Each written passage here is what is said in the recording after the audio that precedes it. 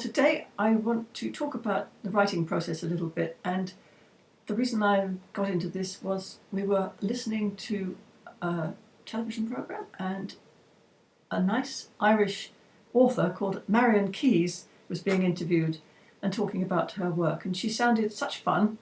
I went and found her on YouTube, and she was doing an online writing course.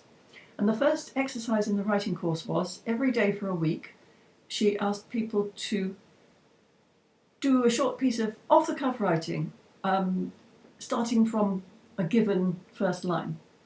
So I thought this would be a great thing for us to try, because Chris wants to write as well, and so we both want to be writers, and it just seemed like it would be fun.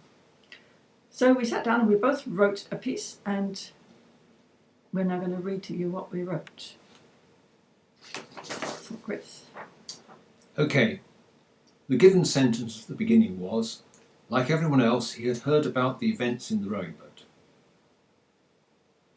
Unlike everyone else he spoke to, he didn't claim to have been in the boat, or to have witnessed the drama firsthand. It seemed at first hearing to have been a prank that got out of hand. Blamed the youth of the boating party, the heat of the day, the Prosecco on board, or the general air of restlessness pervading the whole town that summer. What was indisputable was that 8 people got into the boat, with picnic bags, towels, swimwear, sun oil, and a large parasol. There were 4 oars, with which the boat was rowed a couple of 100 yards from shore, close enough for the sharp-sighted to guess at individuals' identities if they knew them, and for drifts of sound to reach the shore across the sullen, oily-looking, slow swells. The weather was very hot for the early summer, with no decided wind, just random cat's paws, and on shore the constant background sigh and suck of the slight seas as they landed. While many of the townsfolk seemed to be having a day on the beach, as lazy and lacklustre as the sea, he was working in the lab, trying to make sense of the data constantly coming in. By the time he couldn't stand the airlessness in the lab anymore, walked to the beach and bought an ice cream, he heard the first rumours about the rowing boat. There was nothing visible on the water by that time, but the boat could be seen drawn up at the far end of the beach with a crowd around it. By the time he had walked down to where the boat and the crowd were gathered, many in the crowd were wandering slowly away, arguing about what they had seen. To his puzzled eye, the untidy straggle of abandoned oars, discarded clothing and debris from the party seemed inexplicable at first sight. However, he was a data analyst, and here was data. He was surprised, first of all, to see that there were only 2 oars by the boat and none inside. The clothing was a mixture of swimwear and outer garments, along with 2 towels and a very wet picnic basket. There were lots of footprints where the boat had been drawn up onto the beach, and the trough made by its keel in the sand. A few yards further on, there was a single set of prints emerging from the water. Thank you.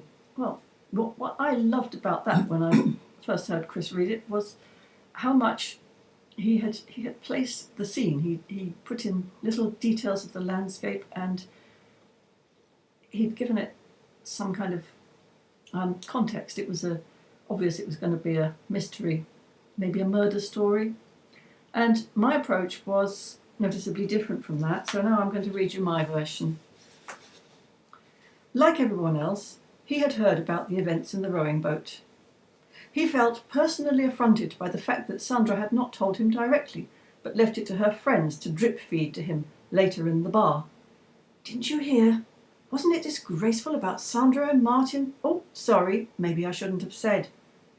It was not as though there was anything special going on between him and Sandra, and no specific reason why anybody should have told him sooner, or indeed should have self-consciously withheld it from him so as not to, so to speak, rock the boat.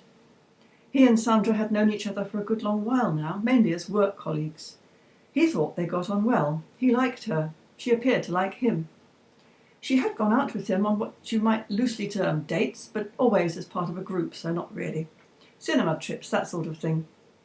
She was her own person, and she had a perfect right to carry on with Martin in full public view if the mood took her, without being careful of George or anyone else. And yet George had felt discomforted by the news, and by the way he had heard about it. It was almost as though people felt he had some prior claim on Sandra, or that she felt he had. That was a shocking thought. Maybe Sandra thought he had been coming on a bit strong and had decided to warn him off in this indirect manner by demonstrating that she could be flirty and silly with anyone she chose.